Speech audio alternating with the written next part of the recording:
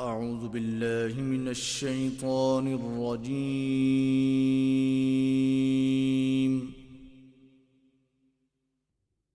بسم الله الرحمن الرحيم.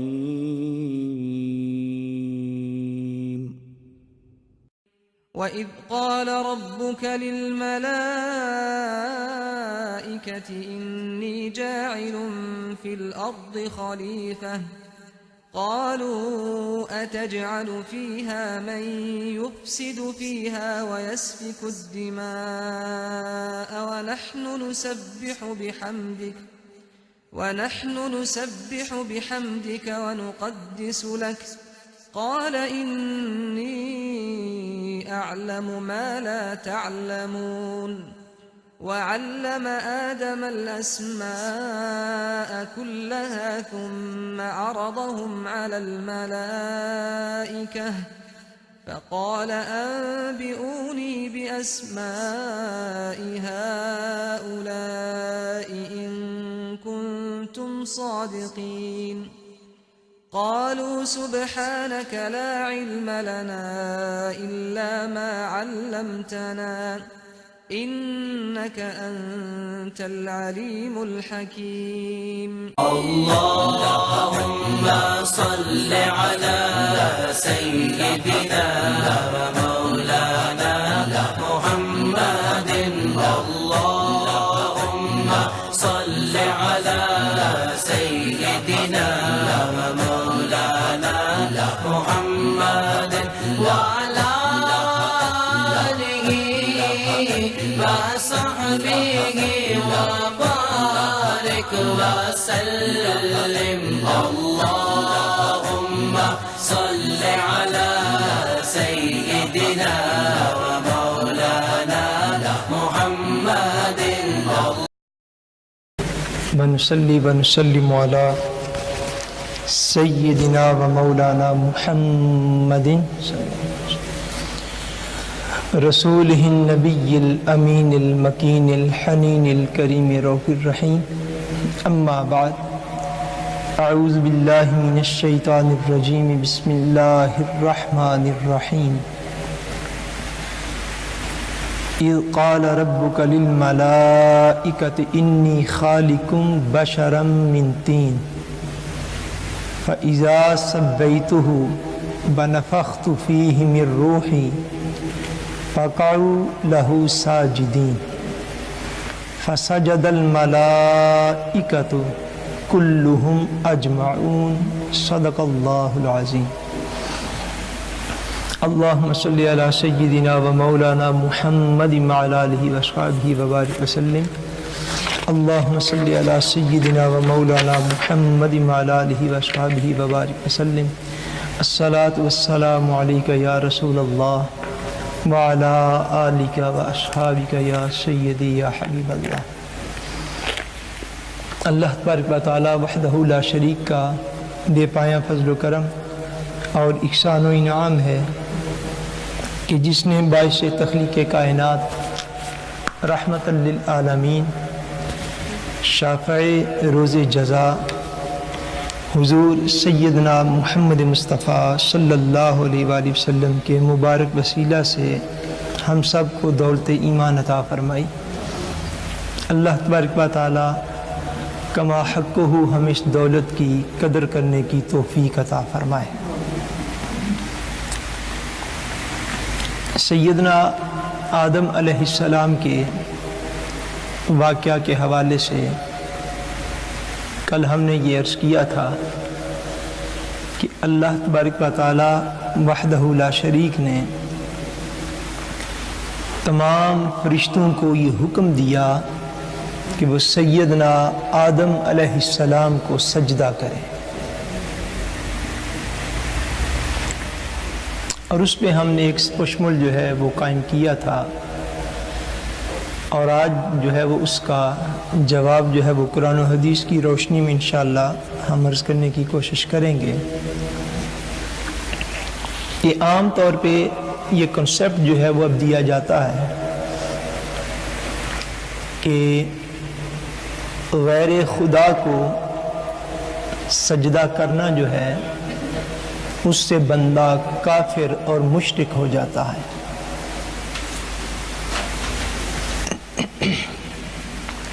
تو ہم نے یہ عرض کیا تھا کہ یہ کس طرح ممکن ہے، یہ کس طرح پاسبل ہے کہ پہلے انسان اور پہلے نبی کے بننے کے بعد اللہ تبارک و تعالیٰ جو سب سے پہلا حکم ارشاد فرمائیں، وہ حکم معاذ اللہ کیا کسی شرک کا باعث بن سکتا ہے؟ ایسا نہیں ہے۔ آج کے دن ہم انشاءاللہ تبارک و تعالیٰ اس بات کو سمجھیں گے کہ سجدے کی اقسام جو ہیں وہ کیا ہیں، اور وہ کون سا سجدہ ہے جو بندے کو دائرہ اسلام سے خارج کر دیتا ہے اور مشرک اور ایمان سے دور کر دیتا ہے۔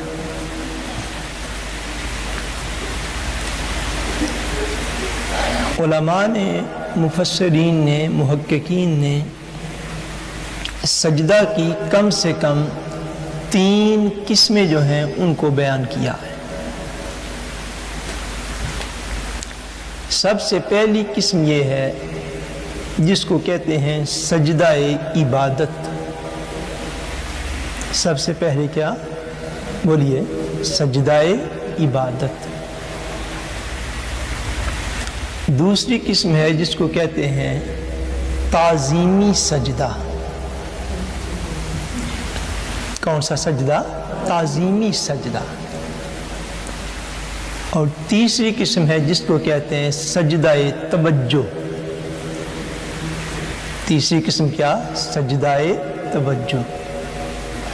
یہ کم سے کم 3 اقسام ہیں۔ بعض نے ایک اور قسم سجدہ توسل کا بیان بھی کیا ہے، مگر عام طور پر علماء نے جو اقسام اور کلاسیفیکیشن کی ہے وہ ہے کہ سجدہ کی شرعی طور پر کم سے کم یہ 3 اقسام ہیں۔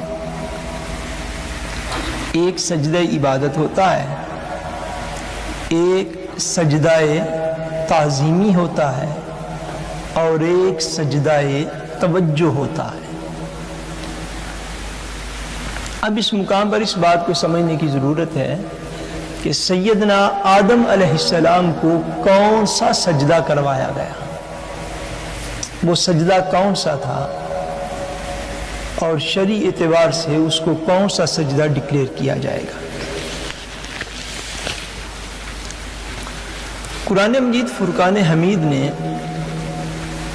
ایک تو یہ مقام ہے جس سے میں نے کل عرض کیا تھا کہ کم و بیش 7 مختلف قرآنی صورتوں میں اللہ تبارک و تعالیٰ نے واقعہ سیدنا آدم علیہ السلام کو بیان فرمایا ہے۔ اس مقام پر جب اللہ تبارک و تعالیٰ نے فرمایا سورہ صاد میں فرمایا فَسَجَدَ الْمَلَائِكَةُ كُلُّهُمْ أَجْمَعُونَ، فرمایا جب ہم نے حکم دیا کہ جو ہی ہم اس کے اندر اپنی روح پھونکیں تو تم سارے کے سارے فرشتے سجدے میں گر جانا، تو کیا ہوا؟ فَسَجَدَ الْمَلَائِكَةُ، فرمایا پس سارے کے سارے فرشتے، تمام کے تمام فرشتے ایک ہی وقت کے اندر فَسَجَدَ الْمَلَائِكَةُ كُلُّهُمْ أَجْمَعُونَ، وہ لاکھوں کروڑوں اربوں سارے کے سارے فرشتے بیک وقت میں اینگان ایک ہی وقت میں آدم علیہ السلام کے سامنے سجدے میں گر گئے، تمام نے سجدہ کیا۔ قرآن مجید فرقان حمید میں ایک اور بیان بھی جو ہے وہ ایک موقع پر موجود ہے کہ جب اللہ تبارک و تعالی وحدہ لا شریک نے حضرت سیدنا یوسف علیہ السلام اور حضرت سیدنا یعقوب علیہ السلام کی ملاقات کروائی، جو کہ کم و بیش 40 سال کے بعد ملاقات ہوئی، جو زیادہ مشہور روایات ہیں 18 سال سے لے کر 80 سال تک کی ڈیوریشن کی مختلف روایات اس موقع پر موجود ہیں، مگر جو زیادہ پاپولر اور زیادہ فیمس اور جس روایت پر زیادہ تر علماء نے اعتماد فرمایا ہے وہ یہ ہے کہ حضرت یوسف علیہ السلام اور حضرت یعقوب علیہ السلام کی ملاقات ہوئی 40 سال کے بعد. کتنے سال؟ بولیے. 40 سال کے بعد ملاقات ہوئی. وہ جب ملاقات ہوئی تو کیا ہوا؟ سورہ یوسف کے اندر آیت نمبر 100 کے اندر اللہ تبارک و تعالیٰ ارشاد فرماتے ہیں برفع ابویہ علی العرش. پس حضرت یوسف علیہ السلام نے اپنے ماں باپ کو، اپنے والدین کو تخت پر بٹھایا. چونکہ آپ عزیز مصر تھے، آپ نے ان کا بھرپور پرتپاک استقبال فرمایا اور ان کو تخت پر بٹھایا. جب وہ بیٹھ گئے تو حضرت یعقوب علیہ السلام کے بقیہ سارے بیٹے اور حضرت یعقوب علیہ السلام اور حضرت یوسف علیہ السلام جو تھے، حضرت یوسف کے والدین اور آپ کے باقی سارے بھائی، قرآن مجید فرماتا ہے آپ نے اپنے والدین کو تو تخت پر بٹھا دیا، بھائی جو تھے وہ بھی ساتھ موجود تھے. آپ کے سارے بھائی اور آپ کے والدین کیا ہوا؟ وَخَرُّوا لَهُ سُجَّدًا، وہ سارے کے سارے حضرت یوسف کے سامنے سجدے میں گر پڑے. حضرت یوسف کے سامنے سجدے میں گر پڑے. جو بات میں آپ کو عرض کرنا چاہتا ہوں اور سمجھانا چاہتا ہوں وہ یہ ہے کہ پیغمبر خدا جتنے بھی دنیا میں تشریف لائے وہ سب شرک کو روکنے کے لیے آتے ہیں. بولیے ان کی کیا ڈیوٹی ہے؟ لوگوں کو توحید کی تعلیم دیں، اللہ تبارک و تعالیٰ کی وحدانیت کی طرف بلائیں، اللہ تبارک و تعالیٰ کی جو شان عظمتیں ہیں وہ لوگوں کے دلوں میں ڈالیں اور لوگوں کو شرک کی وادیوں سے دور نکال کر توحید کی عظمتوں میں لے جائیں. اللہ تبارک و تعالیٰ کے نبیوں کا یہ مقام ہے، یہ ڈیوٹی ہے. اب یہ کس طرح پاسبل ہے کہ جس کو سجدہ ہو رہا ہو وہ بھی اللہ کا نبی؟ حضرت یوسف کیا تھے؟ بولیے اللہ کے نبی تھے. اور جو سجدہ کر رہا ہے وہ بھی اللہ کا نبی. حضرت یعقوب کیا تھے؟ اللہ کے نبی تھے. بھئی یہ کس طرح پاسبل ہے کہ ایک نبی سجدہ کر رہا ہے، دوسرا نبی سجدہ کروا رہا ہے؟ جو بات میں کرنا چاہتا ہوں وہ یہ ہے کہ سر دست اس گفتگو میں سب سے پہلے اس بات کو سمجھا جائے کہ ہر سجدہ جو ہے وہ بندے کو مشرک نہیں کرتا. ہر سجدہ کرنا بندے کو مشرک نہیں کرتا، ہر سجدہ بندے کو کافر نہیں کرتا. اس میں فرق ہے. آگے تیسری بات سمجھنے وہ یہ ہے کہ حضرت یوسف علیہ السلام کو جو سجدہ ہوا یا اللہ تبارک و تعالیٰ نے حضرت آدم علیہ السلام کو سارے ملائکہ سے جو سجدہ کروایا، اس کے علاوہ بھی، اس کی میں کلاسیفیکیشن بھی عرض کر دوں، اس کے علاوہ بھی سجدے کی ایک قسم ہے اور وہ سجدہ ہے جو ہم دن رات خانہ کعبہ کی طرف کرتے ہیں. جو دن رات کس طرف کرتے ہیں؟ خانہ کعبہ کی طرف کرتے ہیں. خانہ کعبہ بھی اپنی تمام تر عظمتوں کے باوجود معاذ اللہ کسی مومن کا یہ خیال نہیں ہے کہ وہ خدا ہے، وہ غیر خدا ہے اسی سینس میں، مگر ہم خانہ کعبہ کی طرف سجدہ کرتے ہیں. خانہ کعبہ کی طرف جو سجدہ ہے اس سجدے کو کہتے ہیں سجدہ توجہ. اس کو کیا کہتے ہیں؟ بولیے. یہ تیسری قسم ہے سجدہ توجہ، کہ کوئی توجہ کے لیے ایک مرکز کا ہونا. اب ہم جب نیت کرتے ہیں تو ہم کہتے ہیں منہ طرف کعبہ شریف دے، منہ طرف کعبہ شریف کے. ہم خانہ کعبہ کی طرف سجدہ کرتے ہیں مگر سجدہ اللہ رب العالمین کو کرتے ہیں. سجدہ کس کو کرتے ہیں؟ سجدہ اللہ تبارک و تعالیٰ کو کرتے ہیں. مگر اس سجدہ کرنے کے لیے جو ریتننگ اور جو سمت مقرر کر دی گئی ہے وہ سمت خانہ کعبہ،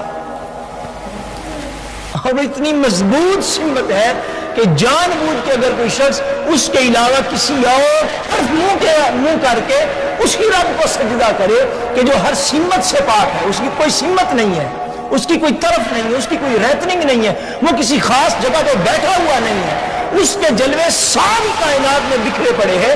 وہ بیٹھنے سے، اٹھنے سے، سونے سے، جاگنے سے، چلنے سے، پھرنے سے، کھانے سے، پینے سے وہ پاک ہے، وہ ہر طرف ہے. مگر وہ ریتنگ اتنی مضبوط بنا دی گئی ہے کہ اگر کوئی بندہ جان بوجھ کر اس قبلہ توجہ سے ہٹ کر سجدہ کرے تو وہ رب العالمین چار طرفوں میں ہونے کے باوجود بندے کا سجدہ قبول نہیں کرتا. اتنا لازم ہے اس قبلہ توجہ کی طرف سجدہ کرنا. یہ جو سجدہ ہم نوت خانہ کعبہ کرتے ہیں، جو خانہ کعبہ کی طرف کرتے ہیں مگر سجدہ اللہ تبارک و تعالیٰ کو کرتے ہیں، اس سجدہ کو کہتے ہیں یہ سجدہ توجہ ہے. یہ کیا ہے بولیے؟ سجدہ توجہ ہے. وہ سجدہ جو اللہ تبارک و تعالیٰ وحدہ لا شریک نے کروایا سارے ملائکہ سے حضرت آدم علیہ السلام کو، اور وہ سجدہ جو حضرت یوسف علیہ السلام کے بھائیوں نے اور آپ کے ماں باپ نے آپ کو کیا، وہ سجدہ جو ہے اس کو سجدہ تعظیمی کہتے ہیں. بولیے کیا کہتے ہیں؟ سارے بولیے سجدہ تعظیمی. اور وہ سجدہ جو ہم ہر روز کرتے ہیں اور ہر نماز کی ہر رکعت میں 2 مرتبہ کرتے ہیں، اس سجدہ کو سجدہ عبادت کہتے ہیں. اس کو کیا کہتے ہیں؟ سجدہ عبادت کہتے ہیں. سجدہ عبادت محض اللہ تبارک و تعالی وحدہ لا شریک کے لیے جائز ہے. سجدہ عبادت اور کسی بھی مخلوق کے لیے کبھی بھی جائز نہیں ہوا. میں نے کل عرض کیا تھا کہ اس بات کو سمجھیں کہ دین کی جو بنیادیں ہیں، جو بیس ہے دین کی، جس کے اوپر دین کی عمارت کھڑی ہوئی ہے، وہ جو بنیاد ہے وہ سارے کے سارے ادوار انبیاء میں ان بنیادوں میں کبھی کوئی فرق نہیں آیا. ایسا نہیں کبھی ہوا کہ پہلے توحید کا کچھ اور مفہوم تھا تو آج توحید کا کچھ اور مفہوم ہو گیا. یا انبیاء کرام کے اندر 1,24,000 کم و بیش جو انبیاء آئے، ان کے ہاں توحید کا کنسپٹ الگ الگ نہیں تھا، ان کے ہاں رسالت کا کنسپٹ الگ الگ بولیے نہیں تھا. ان کے ہاں ایمان بالآخرت، قیامت کے دن پر ایمان رکھنا، اس کا کوئی کنسپٹ الگ الگ نہیں تھا. وہ ایک ہی چیز تھی عقائد کی جس کو سارے کے سارے انبیاء بیان فرماتے رہے، حتیٰ کہ تاجدار کائنات صلی اللہ علیہ وسلم نے آ کے اس کو فائنلی طور پر بیان فرما دیا. اب یہ سارا جو تسلسل ہے، صدیوں کا تسلسل، ہزاروں سالوں کا تسلسل، اس میں کبھی بھی ایسا نہیں ہو سکتا کہ کبھی معاذ اللہ کوئی مسلمان ایسا نہ سوچے کہ ایک لمحے کے لیے معاذ اللہ شرک کو جائز قرار دے دیا.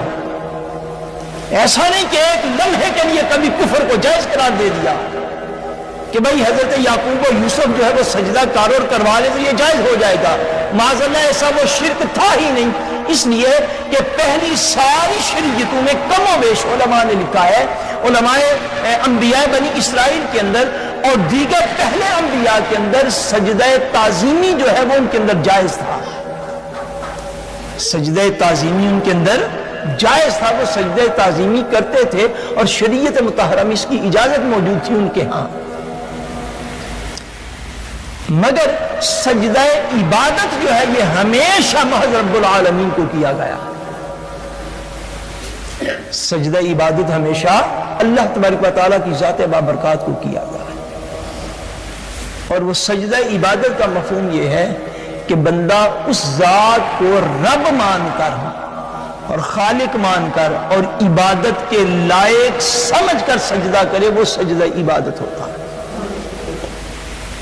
وہ سجدہ عبادت ہوتا ہے کہ بندہ جس کو رب مانے، جس کو اپنا خالق مانے، مالک مانے، رازق مانے اور اس کو عبادت کے لائق سمجھے، یہ سمجھ کر اگر کسی نے کسی کو سجدہ کیا وہ سجدہ سجدہ عبادت ہوتا ہے.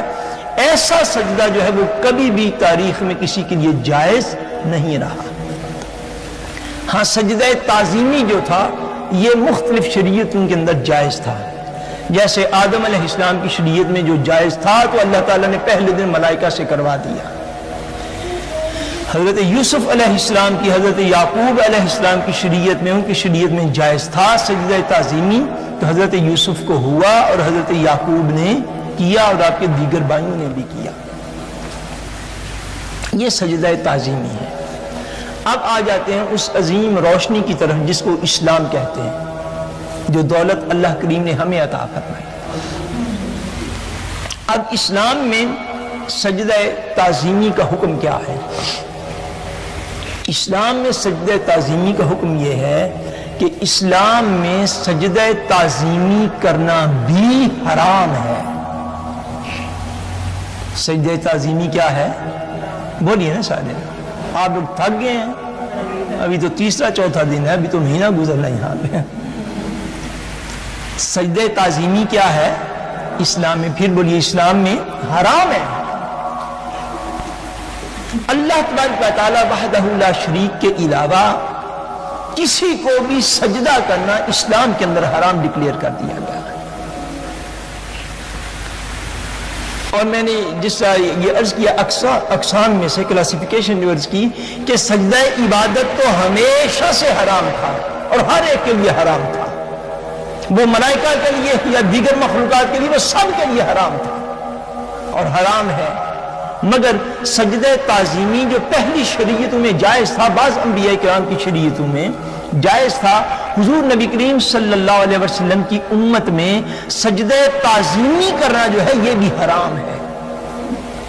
یہ بھی کیا ہے؟ حرام ہے۔ اس سے اگلی بات جو آپ نے سمجھنی ہے وہ یہ ہے کہ جب کوئی بندہ حرام کام کر لے، اب دیکھیے نا، جھوٹ بولنا دین میں کیا ہے؟ بولیے کیا ہے؟ حرام ہے۔ غیبت کرنا کیا ہے؟ بولیے غیبت کرنا کیا ہے؟ باغ سراقی کرنا کیا ہے؟ حرام ہے۔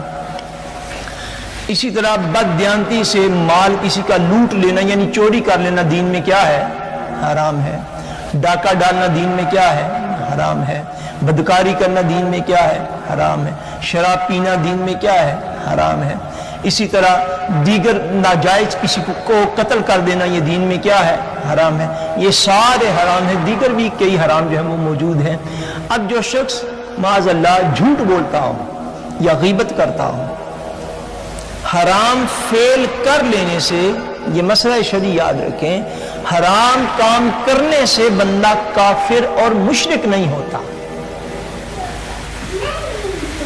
حرام کرنے سے بندہ گناہگار ہوتا ہے، اور جس سطح کا حرام کرتا ہے اس سطح کا گناہگار ہوتا ہے۔ اور جو چیزیں حرام ہوتی ہیں ان کا فعل جو ہے وہ کر گزرنا بندے کو گناہ کبیرہ کا مرتکب کر دیتا ہے، اور وہ بندہ اللہ تبارک و تعالیٰ کی رحمت سے محروم ہو جاتا ہے تو وقت کہ بندہ سچے دل سے توبہ نہ کر گزرے۔ وہ بندہ جو ہے وہ گناہ کبیرہ کا مرتکب ہے، اللہ تعالیٰ کی رحمت سے دور ہو جاتا ہے، مگر اپنے اس حرام کا فعل کرنے کے باعث، حرام کام کرنے کے باعث وہ دائرہ اسلام سے خارج نہیں ہوتا۔ اسلام سے وہ نہیں خارج ہوتا۔ آپ اس کو کافر، آپ جھوٹ بولنے والے کو کافر نہیں کہہ سکتے۔ یا کبھی آپ نے سنا ہے، کبھی سنا کسی عالم نے یہ بیان کیا کہ جھوٹ بولنے والا کافر ہوتا؟ نہیں۔ غیبت کرنے والا گناہگار کہیں گے، چور کو کافر نہیں کہیں گے، گناہگار کہیں گے۔ ڈاکہ مارنے والے کو کیا کہیں گے؟ بولے گناہگار کہیں گے، کافر یا مشرک نہیں کہیں گے۔ یعنی جو بھی شخص معاذ اللہ ثم معاذ اللہ کسی حرام کا مرتکب ہوتا ہے، کوئی حرام فعل کر دیتا ہے جو اللہ اور اس کے رسول نے حرام قرار دے دیا ہو، اگر کوئی ایسا کام کرتا ہے تو اس کو گناہگار کہیں گے، سیاکار کہیں گے، خطاکار کہیں گے، اور اگر گناہ کبیرہ کیا ہے تو گناہ کبیرہ کا مرتکب کہیں گے، مگر اسے کافر اور مشرک نہیں کہیں گے۔ بالکل اسی طرح اللہ تبارک و تعالیٰ وحدہ لا شریک نے اسلامی شریعت مطہرہ کے اندر، اسلام کے اندر اللہ تبارک و تعالیٰ نے سجدہ تعظیمی بھی حرام قرار دے دیا۔ دین نے سجدہ تعظیمی بھی حرام قرار دے دیا۔ سو بالفرض اگر کوئی شخص کسی بھی جگہ پہ جا کے کوئی ایسا فعل کرے، سو اس کا یہ فعل کرنا بدترین حرام ہے، حرام ہے، حرام ہے، مگر اس کا یہ فعل کرنا اس کو کافر اور مشرک نہیں کرتا۔ جس طرح کے قاتل کو کافر اور مشرک نہیں کہتے، حالانکہ اس نے حرام کیا۔ جس طرح شرابی کو کافر اور مشرک نہیں کہتے، حالانکہ اس نے حرام کیا۔ جس طرح بد کردار کو کافر اور مشرک نہیں کہتے، حالانکہ اس نے حرام کیا ہے۔ بین ہی بالکل اسی طرح جس شخص نے معاذ اللہ ثم معاذ اللہ کسی بھی جگہ پہ جا کے سجدہ تعظیمی کیا. ہماری اس گفتگو سے کوئی بندہ معاذ اللہ یہ نہ سمجھ لے کہ سجدہ تعظیمی کی کوئی حمایت ہے. سجدہ تعظیمی کے متعلق نرم گوشہ رکھنا بالکل ایسے ہی ہے معاذ اللہ جس طرح کسی نے سود اور ناجائز قتل کے متعلق معاذ اللہ نرم گوشہ رکھا یا شراب اور بدکاری کے متعلق نرم گوشہ رکھا. مگر ہم اس اعتدال کو بیان کرنا چاہتے ہیں جو اس دور میں لوگوں سے مستے ہو گیا ہے. آپ یوٹیوب وغیرہ پہ آپ دیکھیں مجھ سے زیادہ بھی ان باتوں کو سمجھتے ہیں.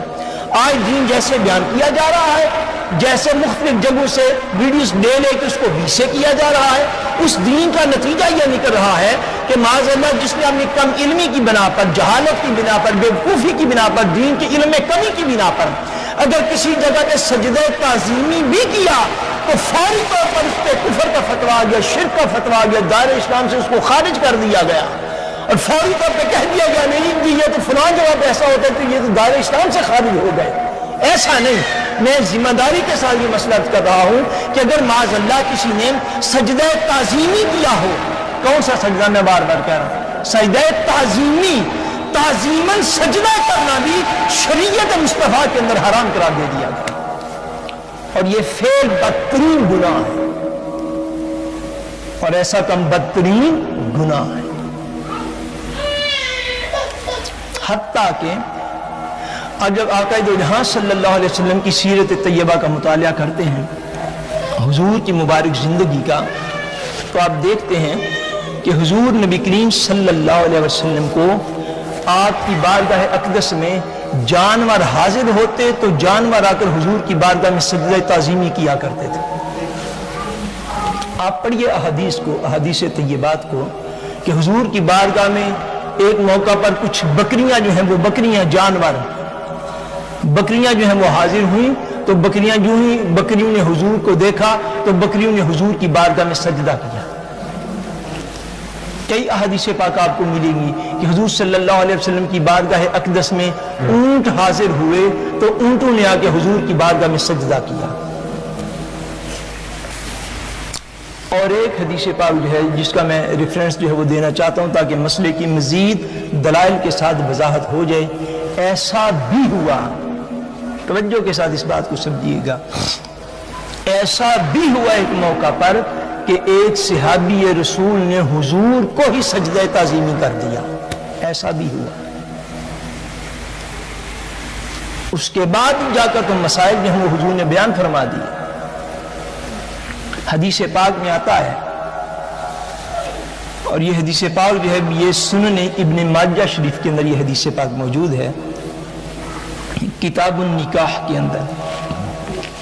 ان عبداللہ ابن ابی اوفا رضی اللہ تعالی عنہ قال لما قدم معاذ من الشام سجد للنبی صلی اللہ علیہ وسلم. حضرت عبداللہ ابن ابی اوفا رضی اللہ تعالی عنہ بیان کرتے ہیں کہ حضرت معاذ رضی اللہ تعالی عنہ جب ملک شام سے واپس آئے, حضور نے ان کو ملک شام کی طرف بھیج رکھا تھا, سیریا کی طرف. جب وہ واپس آئے وہاں سے تو انہوں نے آتے ہی حضور کی بارگاہ میں حاضر ہوئے. شام کے سفر پر تھے, حضور نے اپنا نمائندہ بنا کے اور گورنر بنا کے بھیجا ہوا تھا. واپس آئے تو واپس آتے کیا کیا, سجدہ للنبی صلی اللہ علیہ وسلم. حضرت معاذ شام سے واپس آئے اور آتے ہی حضور کو سجدہ تعظیمی کر دیا, حضور کو سجدہ کیا. قالا, حضور نے پوچھا ما ھذا یا معاذ, حضور نے پوچھا اے معاذ تو نے یہ کیا کیا. قالا, معاذ آگے عرض کرتے ہیں اتیت الشام فوافقتهم يسجدون لأسافقتهم وبطارقتهم فبت في نفسي ان نفعل ذلك بك. حضرت معاذ جو ہے وہ عرض کرتے ہیں یا رسول اللہ صلی اللہ علیہ وسلم میں ملک شام گیا ہوا تھا آپ کے بھیجنے پر, وہاں میں نے دیکھا کہ لوگ اپنے علماء کو اور اپنے حاکموں کو سجدہ کرتے ہیں. فبت في نفسي, بس میرے دل میں بھی یہ خواہش پیدا ہوئی ان نفعل ذلك بك کہ یا رسول اللہ میرے دل میں بھی یہ خواہش پیدا ہوئی کہ میں بھی آپ کی بارگاہ میں ایسا ہی کروں. سو میں نے سجدہ آپ کو کر دیا. فقال رسول اللہ صلی اللہ علیہ وآلہ وسلم، بس نبی کریم صلی اللہ علیہ وسلم نے فرمایا فلا تفعلوا، اے میرے صحابہ ایسا نہ کرو۔ کیا فرمایا؟ ایسا نہ کرو، ایسا ہرگز نہ کرو، ایسا نہ کرو۔ فإنی لو كنت آمرا أحدا أن يسجد لغير الله لأمرت المرأة أن تسجد لزوجها۔ فرمایا اگر میں اس بات کو جائز کرتا کسی کے لیے کہ وہ اللہ کے علاوہ بھی کسی کو سجدہ کر سکے، تو میں اپنی امت کی عورتوں کو یہ حکم دیتا کہ وہ اپنے خامنوں کو سجدہ تعظیمی کر لیا کرے۔ یہ حضور نے ارشاد فرمایا۔ فرمایا اگر میں کسی کے لیے سجدہ تعظیمی جائز قرار دیتا تو خاوند کا میرے دین کے اندر یہ مقام ہے، شوہر کا میرے دین کے اندر یہ مقام ہے کہ میں اپنی امت کی عورتوں کو حکم دیتا کہ وہ اپنے شوہروں کو سجدہ تعظیمی کر لیا کریں۔ فلا تفعلوا، مگر اللہ کے علاوہ کسی کو بھی سجدہ تعظیمی نہ کرو، سجدہ تعظیمی کسی کو بھی نہ کرو۔ اس مقام پر حدیث پاک میں نے عرض کی، اس سے ایک بات جو ہے وہ آپ کو سمجھانی مقصود ہے۔ بات یہ ہے کہ جب حضرت معاذ رضی اللہ تعالیٰ عنہ واپس آئے تھے شام سے، تو انہوں نے حضور کو سجدہ تعظیمی کر دیا۔ سجدہ تعظیمی بولیے، سجدہ تعظیمی کر دیا۔ جب سجدہ کر دیا تو آقا دو جہاں صلی اللہ علیہ وآلہ وسلم نے اس سجدے کی بنا پر حضرت معاذ رضی اللہ تعالیٰ عنہ کو حضور نے دوبارہ سے کلمہ پڑھنے کا حکم نہیں دیا۔ یہ بات سمجھنے والی ہے۔ آقا نے یہ نہیں فرمایا نہیں معاذ تو نے تو سجدہ تعظیمی بے شک کر دیا، مگر تو معاذ اللہ کافر مشرک ہو گیا، تو دائرہ اسلام سے خارج ہو گیا۔ اب جب تک کلمہ دوبارہ سے نہیں پڑھ لے گا سچے دل سے تو صاحب ایمان نہیں ہو سکتا۔ ایسا نہیں ہوا کہ انہوں نے سجدہ تعظیمی تو کر دیا تھا حضور کو، مگر حضور نے دوبارہ ان پر اسلام نہیں پیش فرمایا، ان کو کافر اور مشرک حضور نے قرار نہیں دیا، بلکہ صرف ایک حکم فرما دیا، فرمایا فلا تفعلوا، آج کے بعد ایسا نہ کرنا، آج کے بعد ایسا نہ کرنا۔ حضور نے منع فرما دیا۔ جب حضور نے منع فرما دیا تو قیامت تک آنے والی آپ کی ساری امت کے لیے سجدہ تعظیمی کرنا منع ہو گیا، وہ کسی کو نہیں کر سکتے۔ کسی بھی شخصیت کو، وہ بڑی سے بڑی روحانی شخصیت کیوں نہ ہو، بڑا سے بڑا دنیا دار کیوں نہ ہو، کوئی بھی شخصیت کیوں نہ ہو، مگر اگر کوئی کسی بھی جگہ پر جا کر سجدہ کرے بالفرض تو اس نے بدترین حرام کیا ہے، کیونکہ سجدہ تعظیمی جو ہے وہ بھی اسلام کے اندر جائز نہیں ہے، حضور نے منع فرما دیا۔ اس سے اگلی بات وہ یہ ہے کہ جب سجدہ تعظیمی منع ہو گیا، حرام ہو گیا، دین نے اس کو بالکل ممانعت کر دی، تو فعل حرام جو ہے جس سے میں نے پہلے عرض کیا، اس کا کر لینے والا بندہ جو ہے اس کو کافر اور مشرک نہیں کہتے۔ یہ دین کے اندر شدت پیدا کر دی گئی ہے، مسائل کو ان کی جگہ پہ نہ رکھنا اور مسائل کو اپنی فرقہ واریت کی نظر میں لے جانا اور حضور کی امت پر سختی کرنا، معاذ اللہ بالفرض اگر کسی مقام پر اولیاء کرام کی مساجد کو، بلکہ مساجد نہیں مقابر کو اور ان کے مزارات کو اور ان کی قبور کو، معاذ اللہ کسی مقام پر دنیا کے کسی کونے میں اگر کوئی شخص سجدہ کرتا ہے تو واللہ العظیم مسلمانوں میں سے کوئی ایک ذی علم آدمی بھی اس کا حمایتی ہرگز نہیں ہے، وہ لوگوں کی اپنی جہالت ہے، کوئی مسلک کوئی عقیدہ اس کا محافظ نہیں ہے، کوئی فکر کوئی تھاٹ اس کے اوپر کھڑی ہوئی اور موجود نہیں ہے، اس لیے کہ وہ سجدہ تعظیمی جو پہلی شریعتوں میں جائز تھا وہی سجدہ تعظیمی شریعت مصطفیٰ کے اندر وہ حرام کر دیا گیا۔ اگر کسی مقام پر دنیا بھر میں کسی اولیاء کرام کے مزارات پر یا مقابر پر اگر کچھ لوگ ایسا کریں تو واللہ العظیم ان کا نہ کوئی اہل سنت کے ساتھ کوئی تعلق ہے نہ کسی اور کے ساتھ کوئی تعلق ہے، ان کا تعلق محض اپنی کم علمی اور جہالت کے ساتھ، ان کو کسی چیز کے ساتھ کوئی تعلق نہیں۔ ایک طرف وہ حد ہے کہ لوگ اس حد تک آگے چلے جائیں کہ قبروں کو معاذ اللہ سجدے کرنے والے بن جائیں، اور ایک طرف وہ حد ہے کہ اگر کسی نے کر دیا تو اسی وقت اس کے اوپر کافر اور مشرک ہونے کا فتویٰ جو ہے وہ جڑ دیا اور ان کو دائرہ اسلام سے خارج کر دیا۔ یہ دونوں حدیں ہیں، یہ دونوں جہالت کی حدیں ہیں۔ اس لیے کہ جو مسلمان کلمہ پڑھتا ہے وہ تو اللہ کو ایک مانتا ہے، وہ اللہ کو ایک مانتا ہے، اور جو اللہ کو ایک مانتا ہے صاف ظاہر ہے وہ اور کسی کو تو رب مانتا نہیں ہے۔ وہ اگر کوئی ایسا فعل اور کام کرتا ہے تو اپنی کم علمی اور جہالت کی وجہ سے کرتا ہے۔ اس لیے کہ جس نے لا الہ الا اللہ محمد الرسول اللہ پڑھ لیا وہ شخص اللہ کو ایک ماننے والا ہے۔ اور یہ بھی بڑی ایک عجیب بات ہے، اس کے اوپر بھی غور کرنے کی ضرورت ہے کہ بالفرض جو کافر مشرک اس وقت دنیا کے اندر موجود ہیں، مشرک ہیں یا نہیں دنیا میں؟ بولیے، گائے کے پرستار ہیں نا اس دنیا کے اندر؟ بولیے، گائے کو پوجنے والے ہیں، سانپوں کو پوجنے والے لوگ بھی دنیا میں رہے ہیں، دنیا میں پانی کی پرستش کرنے والے لوگ، سورج اور چاند کو سجدے کرنے والے لوگ، یہ سارے لوگ، ستاروں کو سجدے کرنے والے لوگ، یہ سارے لوگ، حتیٰ کہ درختوں کی پوجا کرنے والے لوگ، یہ سارے لوگ دنیا کے اندر جو ہے وہ موجود رہے ہیں۔ ایک بات جو ہے وہ اس کے ساتھ اور بھی سمجھیے، وہ یہ ہے کہ اگر کوئی شخص معاذ اللہ ثم معاذ اللہ تبارک و تعالیٰ کے علاوہ کسی اور کو رب مانتا ہو تو وہ سجدہ کرے یا نہ کرے، کیا میں عرض کر رہا ہوں، وہ سجدہ کرے یا نہ کرے، اگر وہ اللہ کے علاوہ کسی اور کو رب مانتا ہے تو وہ سجدہ کرے یا نہ کرے وہ تو پھر بھی مشرک ہے۔ یعنی اس کے لیے عمل سجدہ تو کوئی ضروری نہیں، عمل سجدہ تو کوئی ضروری نہیں، اگر وہ اللہ کے علاوہ معاذ اللہ کسی اور کو رب مانے وہ تو آلریڈی مشرک ہے، وہ کسی مقام پر سجدہ کرے یا نہ کرے۔ مگر وہ مومن اگر کسی نے کلمہ پڑھا ہے تو ہم اس کو بھی یہ تلقین کرتے ہیں اور آپ کے ذریعے بقیہ سارے لوگوں کو بھی یہ تلقین کرتے ہیں معاذ اللہ، اگر کسی شخص نے عقیدت ایسی سمجھ لی ہے کہ اولیاء سے عقیدت کا حق تب ادا ہو سکتا ہے کہ میں جا کے وہاں پہ سجدہ کروں، تو وہ اس بات کو ذہن میں رکھ لے کہ اولیاء کرام کی ساری زندگی اپنے رب کو سجدے کرتے گزری ہے، ان کی نہ ہی ایسی کوئی تعلیمات ہے، نہ ہی وہ اس چیز کے طالب ہیں ہم لوگوں سے۔ یہ محض کچھ لوگوں کی جہالت ہے جس کو دین اسلام اور مسلک حق اہل سنت والجماعت ڈکلیئر کر دیا گیا ہے۔ مگر اس سینس کے اندر ایسی بات نہیں بندے کو کرنی چاہیے، ایسی بات قطعاً نہیں کرنی چاہیے کہ وہاں جی فلاں جگہ پر چونکہ ایسا ہوتا ہے اس لیے اولیاء کرام کے مزارات پہ نہ جاؤ۔ یہ بھی شدت ہے، یہ بھی شدت کی ایک قسم ہے۔ کیوں؟ اس لیے کہ بہت ساری جگہوں پر کچھ حرام ہوتے ہیں مگر اس حرام کا مفہوم یہ نہیں ہوتا کہ وہ نیک کام چھوڑ دیا جائے۔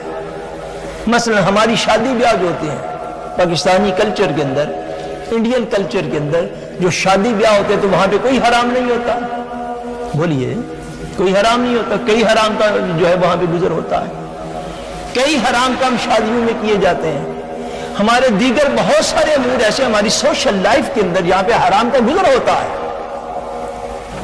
اب اگر مساجد کے اندر معاذ اللہ، مساجد کے اندر اگر بندے بیٹھ کے غیبت کرنے لگ جائیں تو غیبت کرنا تو حرام ہے،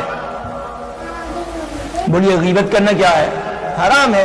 اب مساجد کے اندر اگر لوگ غیبت کرنے لگ جائیں تو اس کا مفہوم یہ قطعاً نہیں ہے کہ لوگ مساجد بنانا چھوڑ دیں، بھائی غیبت کو منع کرنے کہ غیبت کرنا لوگ چھوڑ جائیں۔ اگر شادی بیاہ کے موقع پر کچھ لوگ کچھ حرام کام کر گزرتے ہیں تو اس کا آج تک کسی بندے نے یہ مفہوم نہیں بیان کیا کہ اب نکاح کی تقریب کرنا چھوڑ دو، کہ یا یہ مفہوم کو بندہ بیان کرتا ہے۔ بھائی جو حرام ہے وہ حرام ہے، نکاح کرنا تو آلریڈی سنت ہے، نکاح کرنا کیا ہے؟ وہ تو سنت کے حکم سے ثابت ہے۔ اب سنت کے ساتھ اگر لوگوں نے حرام کو مکس کر دیا ہوا ہو تو اس موقع پر یہ کہا جاتا ہے بھائی یہ فلاں حرام کام نہ کرو، یہ کوئی بندہ نہیں کہتا کہ تم اس طرح کرو کہ تم نکاح کرنا ہی چھوڑ جاؤ۔ یا مساجد کے اندر لوگ حسد کرنے لگ جائیں، ایک دوسرے سے غیبت کرنے لگ جائیں، الزام تراشیاں کرنے لگ جائیں، سو الزام تراشی کو برا کہا جائے گا، غیبت کو برا کہا جائے گا، حسد کو برا کہا جائے گا، لیکن اس کا مفہوم کوئی یہ نہیں لے گا کہ مساجد کو بنانا چھوڑ دیا جائے۔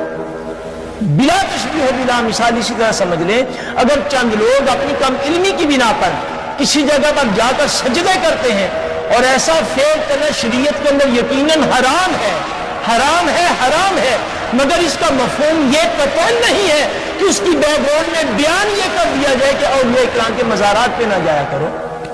بھائی منع کرنے والی بات یہ ہے کہ جاؤ، اس لیے کہ یہ اجازت آتا ہے جو جہان عطا فرمائی ہے۔ حضور نے فرمایا کہ میں نے تمہیں قبروں کی زیارت سے منع کیا تھا، فزوروہا، اب میں اجازت دیتا ہوں جا کے قبروں کی زیارت کیا کرو۔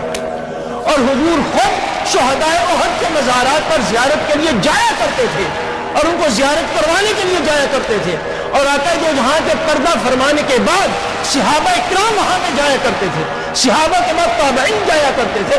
حضور کی سنت سے جو ایک عمل ثابت اور موجود ہے، ایسا نہیں آپ شب برات کی حدیث میں نہیں سنتے کہ آقا جو جہاں نے جنت البقیع کے قبرستان میں کھڑے ہو کے جا کے ان کے لیے دعائیں فرمائی ہیں۔ حضور قبروں کو جایا کرتے تھے۔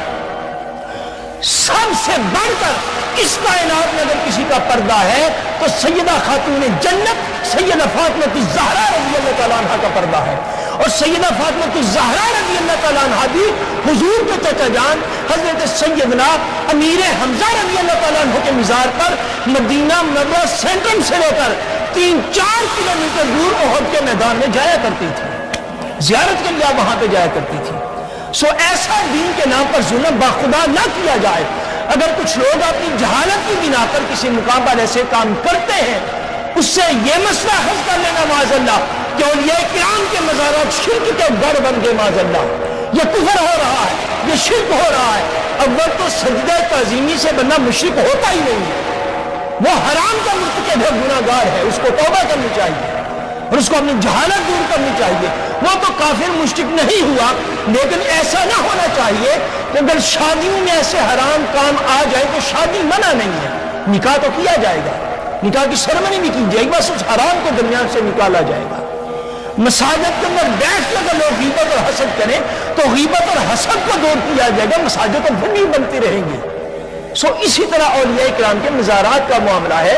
اگر کچھ لوگ وہاں پہ جا کر اپنی کم علمی کی وجہ سے ایسے غیر شرعی کام کریں تو اس کا یہ مطلب نہیں کہ اولیاء کرام کی بارگاہ میں نہ جاؤ، اس کا مفہوم یہ ہے کہ ان لوگوں کو علم دین پہنچاؤ تاکہ وہ یہ غیر شرعی کام کرنے سے رک جائیں، تاکہ وہ غیر شرعی کام کرنے سے رک جائیں۔ یہ سجدہ تعظیمی کا حکم ہے جو اللہ تبارک و تعالیٰ وحدہ لا شریک نے سارے ملائکہ کو فرمایا کہ تم سجدہ کرو، فسجد الملائکۃ کلہم اجمعون، فرمایا سارے کے سارے ملائکہ نے حضرت آدم علیہ السلام کو سجدہ کیا۔ یہ سجدہ تعظیمی تھا، بولیے سجدہ تعظیمی تھا، سجدہ عبادت نہ تھا، اس لیے کہ سجدہ عبادت جو ہے وہ محض اللہ تبارک و تعالیٰ وحدہ لا شریک کے لیے ہے، کہ کسی کو رب مان کر، الہ مان کر، عبادت کے لائق سمجھ کر اسے سمجھیں یہ عبادت کے لائق ہے بھی اس کو سجدہ کروں۔ ایسا سجدہ صرف اللہ تبارک و تعالیٰ وحدہ لا شریک کے لیے جائز ہے۔ اللہ تبارک و تعالیٰ وحدہ لا شریک ہمیں علم دین عطا فرمائے اور ہم سب کا خاتمہ بالایمان فرمائے۔ وما علینا الا البلاغ المبین۔